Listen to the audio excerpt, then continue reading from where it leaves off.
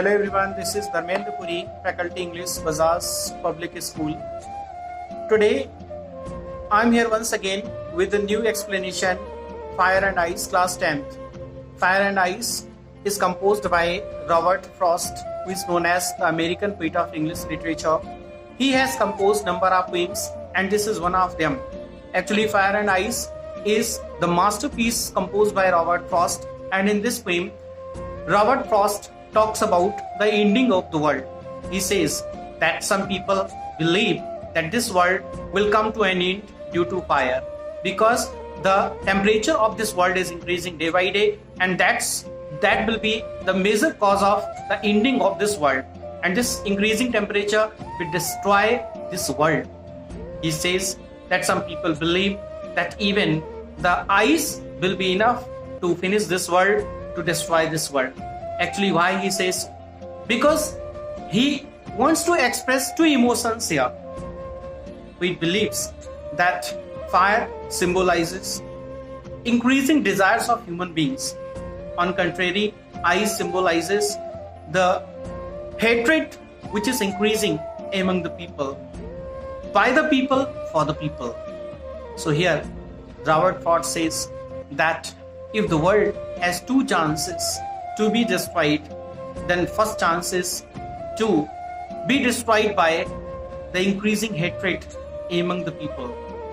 The hatred which symbolizes ice, similarly desires, they symbolize for fire, as the temperature increasing of fire will be enough to destroy this world. Likewise, the increasing desires of people are also responsible and will be responsible to destroy this world.